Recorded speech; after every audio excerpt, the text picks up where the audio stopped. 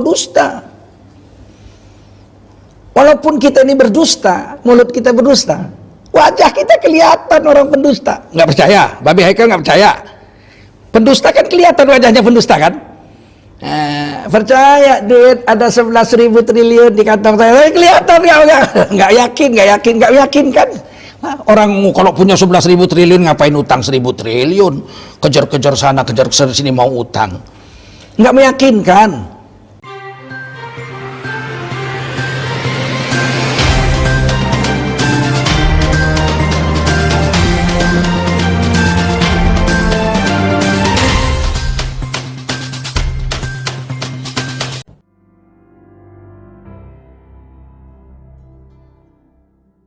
Kamu dapat mencium bau busuknya, bajumu bolong-bolong kena percikan apinya.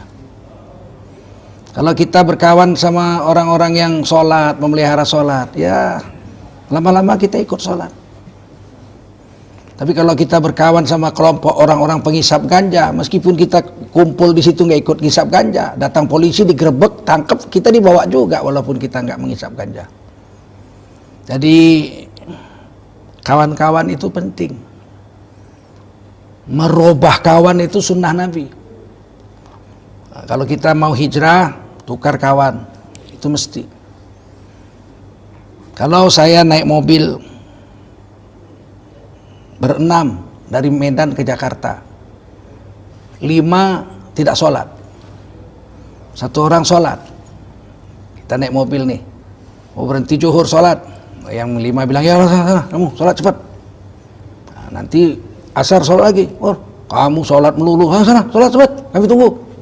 Nah, begitu maghrib kita mau sholat, kamu sholat aja, kamu mengganggu perjalanan kamu. Besok 6 udah nggak sholat, karena yang sholat 1 orang itu udah segan mau minta berhenti sholat. Tapi sebaliknya kalau 6 orang berangkat dari Medan ke Jakarta naik mobil, 5 menjaga sholatnya, 1 tidak sholat. Zuhur singgah sholat, yang 1 ini ayo sholat tuh. Wah saya nggak sholat. Oh, udah kalau gitu kamu jaga sendal, jaga sepatu, nanti dicuri orang. Maka yang 5 sholat, yang 1 jaga sendal, jaga sepatu. Asar begitu lagi, yang 1 jaga sepatu, yang 5 sholat. Maghrib gitu juga. Besok dia bilang apa? Gua ikut sholat. Kok jadi tukang parkir sepatu gua? Sampai Jakarta 6 sholat. Itulah pentingnya bersahabat. Nah, sahabat ini, teman ini ditanya di kubur. Salah satu yang ditanya di kubur, man rabbuka, siapa Tuhan sembahanmu? Ma imamuka, kitab suci apa yang menjadi pegangan hidupmu? Kita jawab Al-Quran. Man nabiyuka, siapa nabi yang menjadi sunnahnya yang kamu ikuti seumur hidupmu? Oh, nabi saya Nabi Muhammad. Jawab. Yang keempat ini, man ikhwanuka, siapa kawanmu? Ditanya itu. Memang di situ ikhwan, tapi artinya kawan di situ. Siapa saudaramu? Siapa kawanmu yang udah seperti saudaramu? Siapa temanmu? Teman Ahok. Kena nih orang. Kena ini. Makanya jangan main-main dengan teman, karena teman itu ditanya di kubur. Oh itu milih-milih teman, itu milih-milih teman. Teman ditanya di kubur. Milih-milih agama, agama ditanya di kubur. Milih-milih Tuhan, Tuhan ditanya di kubur. Milih-milih nabi, nabi ditanya di kubur. Kaya nggak ditanya di kubur? Nggak ada. Kita begitu masuk kubur, kamu orang kaya apa miskin? Nggak ada. Kamu ini mati kelaparan atau mati kekenyangan? Nggak ada. Nah, oleh karena itulah kita hari ini beruntung ada mujahid bersama kita di sini, masya Allah. Oh, bapak, ibu-ibu, semua pemirsa sekalian, khususnya Kang Daru dan moderator, wajiblah kita bersyukur pada Allah SWT. Salawat dan salam kita sampaikan untuk baginda Rasulullah Sallallahu Alaihi Wasallam. Tadi sudah dijelaskan Syawal itu meningkat. Saya ingin menyoroti bahwa dalam bulan Syawal ini kan urusan dengan Allah beres sebulan yang lalu. Urusan dengan Allah sebulan yang lalu di bulan Ramadan kita sudah coba membereskannya. Yaitu dengan mengontrol nafsu, agar nafsu kita itu mentaati maunya Allah. Maunya Allah, semua orang yang beriman Semua makhluk yang beriman, jin atau manusia nggak peduli. Makanya perintahnya ya ayyuhalladzina amanu, hai kamu yang beriman, bukan manusia. Bukan ya ayyuhan nas, itu bukan. Ya ayyuhalladzina amanu, hai kamu yang beriman. Tidak peduli jinkah kamu, manusiakah kamu, asal beriman dipanggil di sini. Kutiba alaikumusiyam, kepadamu diwajibkan sebuah kewajiban berpuasa secara tertulis. Itu Allah nggak katakan wajaba alaikum asyam, wajib atasmu berpuasa, bukan. Tapi kutiba alaikum asyam, alaikum diwajibkan atasmu secara tertulis. Kata kutiba dituliskan. Jadi dituliskan kutiba alaikum, dituliskan sebagai sebuah kewajiban tertulis kepadamu asyam, untuk berpuasa.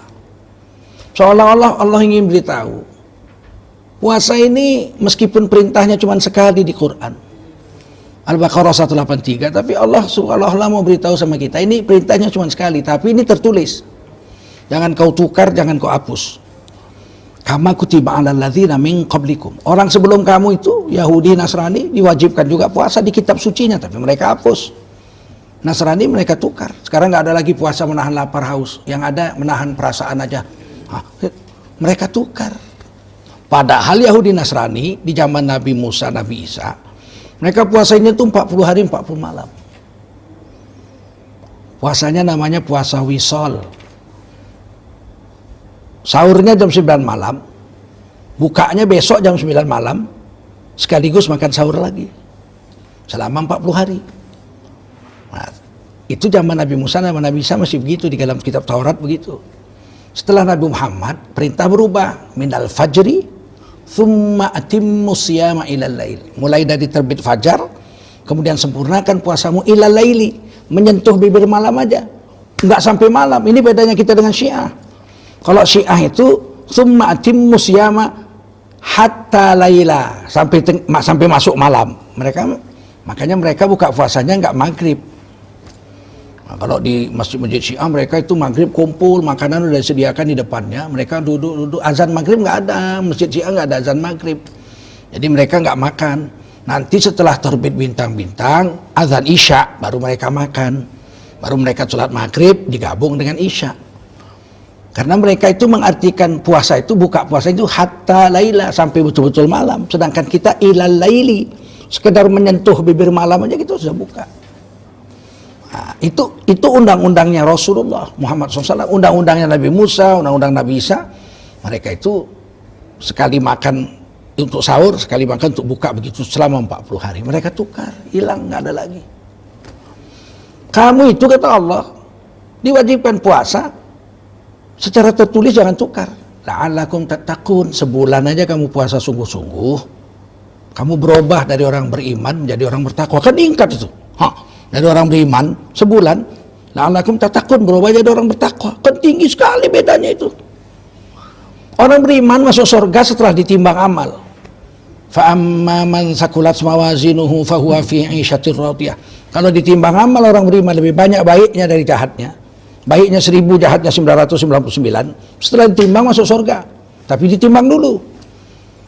Wa amma man khaffat mawazinuhu fa ummuhu hawiyah wa ma adraka ma hiya narun hamiyah.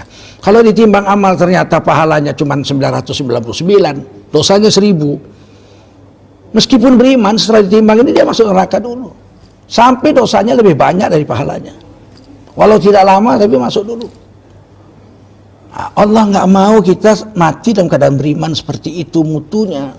Maka Allah katakan la'allakum tattaqun. Kalaupun mati dalam keadaan beriman dan bertakwa. Kalau bertakwa masuk surga nggak diperiksa. Wasiqal ladzina taqaw rabbahum ilal jannati zumara. Orang bertakwa digiring serombongan masuk surga, nggak diperiksa-periksa. Untuk itu udah kita bereskan sebulan yang lalu dengan Allah. Puasa ini kan sebetulnya mengikuti aturan Allah. Seandainya lah tidak diwajibkan Allah berpuasa orang Islam, nggak mungkin orang kaya lapar, itu nggak mungkin. Babi Haikal nggak mungkin lapar kalau nggak dipaksa Allah puasa. Lapar tinggal pecet hardware, cicit, cenit, getuk 2 bakul, datang getuk diantar, delivery order. Kapan orang kaya lapar? Nggak mungkin orang kaya lapar. Di kulkasnya aja 4 meter, Ada, saya baru lihat itu berapa tahun yang lalu, orang kaya kulkasnya 4 meter. Saya bilang, beli di mana? Oh, nggak dibeli Pak, ini di tempat di pabrik, dibuat khusus. Waduh, sekali dibuka jusnya tuh 17. Jus tomat, jus mangga, jus apel, ujung sana jus jengkol. Waduh. Kapan orang kaya lapar? Nggak mungkin lapar. Orang kaya dipaksa oleh Allah lapar sebagai sebuah kefarduan. Di bulan Ramadan nggak boleh makan, nggak boleh minum, nggak boleh campur istri siang hari. Itu aturan Allah. Kalau nggak dipaksa lapar sama Allah, kalau nggak diwajibkan puasa, nggak mungkin orang kaya lapar. Ini keistimewaan Ramadan. Makanya kita taat sama Allah. Lapar pun ditahankan. Walau duit banyak, makanan banyak, tetap lapar.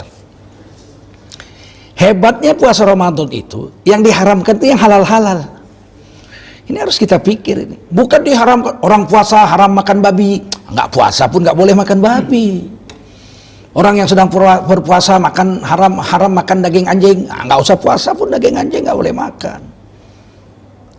Orang yang berpuasa nggak boleh tidur mencampuri istri orang. Nggak usah puasa pun istri orang nggak boleh. Apa yang dilarang untuk orang puasa? Diharamkan makan yang halal. Bayangin, soto Betawi halal, nggak boleh. Siapa berani makan soto Betawi siang hari bulan Ramadan, kena 3 dia. Berdosa haram, berdosa, puasanya hari itu batal, wajib diganti hari lain puasanya, kena 3. Minum jus jeruk siang-siang hari puasa, kena 3. Haram, berdosa, puasa hari itu batal, ganti hari lain, 3. Istri halal, tidur sama istri di siang hari, campur sama istri di siang hari, kena 4. Haram, berdosa, puasa hari itu batal, ganti hari lain yang hari itu batal, kena kifarat, puasa 2 bulan berturut-turut. Padahal istri halal, nggak boleh bulan puasa. Artinya apa? Kita itu bulan puasa itu diwajibkan Allah menahan diri dari yang halal-halal. Masya Allah, nggak ada agama sehebat ini.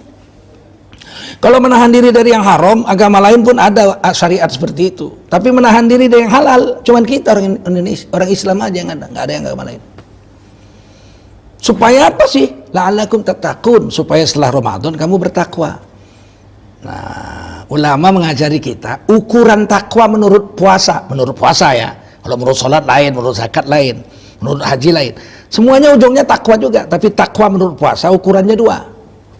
Kalau kita tanya, aku sudah puasa 40 tahun seumur hidupku, apakah aku sudah menjadi orang bertakwa? Yang tahu cuman Allah dan diri kita sendiri. Pertanyaannya 2. Sudahkah Anda selama 40 tahun puasa ini jijik dengan yang haram? Oh, belum. Saya belum jijik. Saya kalau lihat istri saya biasa-biasa aja, tapi kalau lihat istri tetangga, wow, dang ding dang ding dong. Kalau begitu Anda belum bertakwa. Masa yang haram Anda selera, yang halal Anda nggak selera?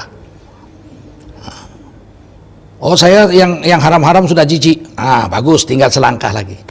Rakuskah Anda dengan yang halal? Itu. Yang halal kok kayaknya saya masih rakus. Oh, kalau rakus Anda belum bertakwa.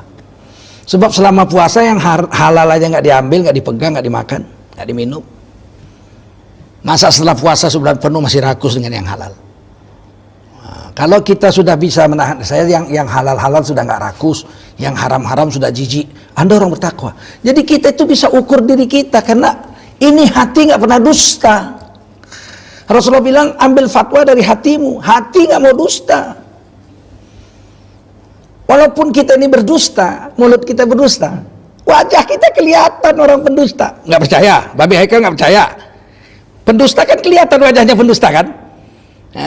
Percaya duit ada 11.000 triliun di kantong saya, kelihatan nggak yakin kan? Orang kalau punya 11.000 triliun ngapain utang 1.000 triliun, kejar-kejar sana kejar sini mau utang, nggak meyakinkan.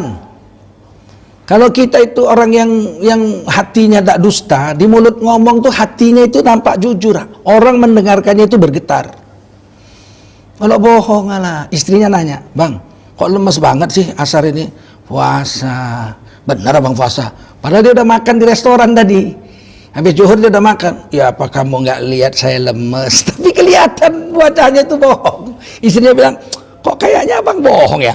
Mesti ketahuan. Sebab wajah ini cerminan dari hati. Wajah itu cerminan dari hati. Jadi kalau hatinya dusta, wajahnya kelihatan itu pendusta. Kalau orang bejat, hatinya bejat, wajahnya bejat. Jangankan orang Islam, film India aja banditnya Tuan Takur, coba kelihatan. Film Hollywood banditnya itu kan nampak wajahnya kriminal, yang matanya licik lah, yang mulutnya begini kan kelihatan. Film Hollywood, film Bollywood itu banditnya aja, kita begitu main film kita tahu ini mesti bandit. Ketahuan.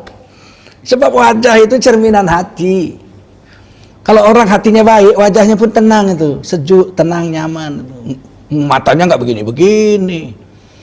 Kucing, binatang yang nggak punya akal kucing kan. Kalau dia mau mencuri ikan di atas meja, nggak berani dia nyurinya santai-santai itu. Mana ada kucing curi ikan tuh loncat ke meja, tenang-tenang ambil ikan, nggak ada. Kalau dia mau mencuri dia lihat dulu kanan kiri. Nggak ada orang, langsung cup, lari, kabur, butuh, ambil ikan, kabur terus. Kucing aja tahu kalau dia mencuri bersalah. Mana ada kucing mencuri santai-santai, nyolong, licik. Nggak ada, mesti cup, langsung kabur. Padahal dia nggak punya akal. Apalagi manusia yang berakal. Kalau dia berbuat jahat, kelihatan. Dia dusta, kelihatan. Kata para guru kita, dosa itu lengket. Lengket di tangan, lengket di wajah, lengket di mata, lengket di kuping, dosa itu. Kata Nabi, barang siapa nggak sholat subuh, dikencingi setan kupingnya. Kan 3 bulan nggak sholat subuh, bekerak lah kupingnya itu, bekarat. Kencingi setan tiap hari kok. Setan itu apa, dosa itu berbekas. Pegang-pegang bini orang, tangannya berdosa, berbekas. Lihat-lihat aurat orang, matanya berbekas. Mulutnya memfitnah, berbekas. Yang bilang itu Rasul, hadis Sahih Muslim. Man tawaddu'a bi ahsanil wudu kharajat khatayahu min jasadihi hatta min tahti asfarih. Barang siapa berwudu dengan sempurna, maka berjatuhanlah dosa-dosanya, bersih dicuci air wudunya. Bahkan dosa-dosa yang dari bawah kukunya pun bersih dicuci air wudunya. Berarti kan lengket di situ. Kalau dosa tinggal di lemari, kita berwudu mana gugur. Kenapa wajah kita dicuci, dosa mata, dosa mulut kita kumur-kumur waktu berwudu dicuci? Karena lengket di situ. Ketika berwudu tangan kita ini bersih, dosa-dosa megang ini megang itu yang haram-haram tuh hilang. Kenapa? Karena memang lengket di situ. Kuping diginiin bersih dosa dari kuping. Karena memang dosa itu lengket di situ. Sehingga setelah berwudu dia bersih dari seluruh dosa-dosanya. Dan dia membaca syahadat asyhadu alla ilaha illallah wa asyhadu anna muhammadan abduhu wa rasuluh. Dibukakan 8 pintu surga, futihat lahu abwaabal jannati tsamaniyah, dibukakan 8 pintu surga untuknya. Kan berarti dosa itu lengket. Cuman kita aja nggak tahu, makanya orang berdosa wajahnya kelihatan. Orang maling sama ulama jejarlah sebelah-sebelahan. Babe Haikal sama maling jauh sebelah, kelihatan ini yang ini ulama, yang ini maling, ini mesti kelihatan. Ini pembohong, ini tukang baca Quran, dudukkan sebelah-sebelah, mesti kelihatan, nggak bisa dusta. Nah, makanya film India itu banditnya Tuan Takur. Kenapa? Karena memang itulah wajah, tangan itu, kuping, mulut itu cerminan hati. Yang bisa lihat itu selain malaikat bisa lihat, Allah udah pastilah. Wali-wali bisa lihat, binatang bisa lihat. Binatang. Saya dulu berkawan-kawan di Medan ini, ada kawan saya sekolah orang Batak. Kami lewat, jangan lewat situ, kita lewat sana. Jauh, saya bilang lewat sini aja. Nanti aku dikejar anjing. Biasanya kita lewat sini, banyak anjing situ. Tapi tadi malam aku baru makan daging anjing. Kalau baru makan daging anjing, lewat depan anjing dikejar anjing. Anjing itu bisa mencium, dalam perutku itu ada bau daging kawannya. Bayangkan itu. Makanya kalau orang yang sholat nggak mungkin dimakan harimau, walaupun di hutan jumpa. Sebab harimau itu sebelum makan orang dia tunduk dulu, dia lihat dulu wajah yang mau dia makan itu, dia tunduk dulu gitu. Kalau dia lihat di kepalanya itu kepala orang, dia pergi. Khalifah fil ardi, nggak berani dia. Tapi kalau dilihatnya ada kepala monyet atau kepala babi, dia makan. Dan ini hadis sahih juga. Barang siapa yang sholat berjemaah ke masjid, kan itu orang baik-baik itu sholat berjemaah ke masjid, tapi gerakannya mendului imamnya. Imamnya baru Allah, dia udah duluan bar, Di akhirat kepalanya diganti menjadi kepala keledai. Itu baru sholat berjemaah mendului imam. Sholat, orang sholat kepalanya keledai di hari kiamat. Apalagi orang-orang bejat. Barang siapa ada duitnya, ada kedudukannya, ada hartanya, dia minta sana, minta sini, minta sana, minta sini untuk kepentingan dirinya, karena nafsunya. Orang yang rajin minta-minta di hari kiamat wajahnya nggak punya daging, tengkorak saja. Itu jangan dipikir nggak berubah wajah manusia. Tapi kalau dia rajin berwudu, munawwaroh, bercahaya wajahnya. Nuruhum yas'a baina aydihim wa biaimanihim. Ini kelihatan. Nah, di bulan Ramadan ini kita sudah ampun dosa semua ini sama Allah, udah beres nih. Ghufira lahu ma taqaddama min dzambihi. Man shoma Ramadan imanan wa ihtisaban ghufira lahu ma taqaddama min dzambihi. Urusan sama Allah udah selesai. Siapa puasa di bulan Ramadan iman dan ikhlas karena Allah, dijaganya. Ihtisaban itu dijaganya. Panca indranya dari yang merusakkan pahala puasanya. Diampuni dosanya seumur hidup yang lalu. Bahkan hari raya 1 Syawal dalam hadis lain dikatakan kayaumin waladathu ummuhu, seperti bayi baru lahir dari rahim ibu. Urusan sama Allah udah beres. Sekarang tinggal urusan sama manusia. Kata Nabi dalam hadis tadi, man la yarham la yurham. Siapa tidak memiliki perasaan kasih sayang, Allah tidak menyayangi. Tidak akan disayangi oleh makhluk, tidak akan disayangi oleh Allah. Siapa tidak memiliki perasaan kasih sayang, dia tidak disayangi. Irhamu man fil ardi, sayangilah seluruh penduduk bumi ini. Yarhamkum man fis sama, seluruh penduduk langit. Karena dalam hadis itu saya lihat syarahnya ai ahlus sama, bukan man fis sama, Tuhan yang di langit. Tidak, itu terjemahan itu keliru. Kalau kau cintai penduduk bumi, Tuhan yang di langit mencintaimu. Allah nggak di langit. Siapa bilang Allah di langit? Terlalu kecil lah langit bisa menampung Allah. Sedangkan Allahu Akbar, mana bisa langit menampung Allah yang maha besar. Maksudnya manfis sama ahlus sama, seluruh malaikat selangit, triliunan malaikat akan mencintai dan menyayangimu. Nah, inilah yang diperlukan takwa. Yang kedua itu, setelah dengan Allah beres, dengan orang beres. Kalau selama puasa itu kita merasakan lapar tidak enak, haus itu nggak enak, maka ketika setelah selesai Ramadan kita makan di restoran misalnya, lihat orang, lihat-lihat di etalase kaca gitu, satu perempuan pakai baju compang-camping dengan anaknya 3 masih kecil-kecil, lihat-lihat ayam goreng, ayam bakar, lihat-lihat gitu. Biasanya apa dia bilang? Pelayan usir tuh, hilang selera saya makan gara-gara itu orang. Sombong ya. Tapi karena dia baru kena dakwah sama Babe Haikal, bulan itu dia tobat. Ramadan pertama dia puasa seumur hidupnya. Setelah selesai Ramadan dia makan di restoran, dia lihat ada janda bawa anaknya 3 baju compang-camping, lihat ayam goreng, ayam bakar di etalase restoran Padang itu. Dia panggil pelayan, pelayan tolong bungkuskan nasi 4, 1 untuk ibu itu, 3 untuk anaknya. Yang bagus, yang enak makanannya, lauknya seperti yang saya makan ini, saya bayar. Pelayannya heran, langganan udah 5 tahun. Dia bilang, Pak, biasanya Bapak kalau ada orang miskin makan di sini Bapak suruh usir itu. Ya hari ini enggak, bungkuskan makanan yang enak. Kenapa? Ternyata lapar itu enggak enak.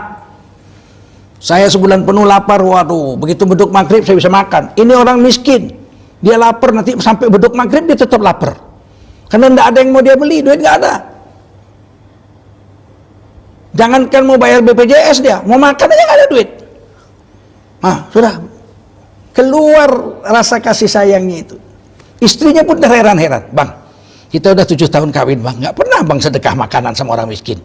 Kamu tahu kemarin kan aku udah puasa. Kenapa? Waduh, setengah mati, nggak enak lapar itu. Karena nggak enak itulah saya tidak mau ada lagi orang lapar di dunia ini. Itu muncul sifat takwa dari puasa itu. Empati katanya, merasakan penderitaan orang. Nah, inilah keistimewaan bulan Syawal tuh. Makanya bulan Syawal itu hari raya ini disebut hari raya Idul Fitri. Pakai to itu, fato, ro. Futur. Aid artinya berulang-ulang. Tiap tahun balik lagi. Tiap tahun balik lagi. Tiap tahun balik lagi. Itu disebut bahasa Arabnya Aid. Idul Fitri, hari raya yang balik lagi, balik lagi. Di mana pada hari itu haram lapar. Semua disuruh makan, futur. Makan semua. Kalau ada satu hari raya itu ada yang sengaja berpuasa untuk melaparkan dirinya, bukan berpahala malah berdosa. Haram hukumnya. Puasa di hari raya 1 Syawal. Hari raya 1 Syawal semua orang harus kenyang. Nah, kita bagi makanan. Kenapa? Karena lapar itu nggak enak, sebulan penuh nggak enak. Hari raya semua orang lapar harus kenyang. Kan indah Islam itu. Nah, maksudnya seterusnya sampai tahun depan puasa lagi, semampu kita lah. Orang yang kita kenal itu jangan lapar. Kepada siapa wajib berbuat baik untuk yang hal ini? Pertama, ibu bapak. Kalau ibu saya di kampung, bapak saya di kampung hari ini lapar, karena nggak ada makanan, dia miskin lapar. Sementara saya hari ini makan dengan anak istri saya kenyang. Saya dicatat sebagai anak durhaka di sisi Allah SWT. Tidak berhak seorang anak laki-laki makan kenyang kalau bapak ibunya tidak makan. Tidak ada hak. Tidak ada hak. Jadi tidak main-main ini. Kadang-kadang manusia ini, bapak ibunya, pernah ada orang bilang sama saya, ibu saya itu Pak banyak kali hutangnya sama saya.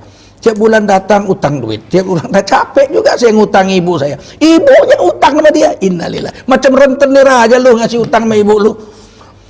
Ibu utang. Kamu, hartamu dan nyawamu milik ibumu. Jadi macam mana?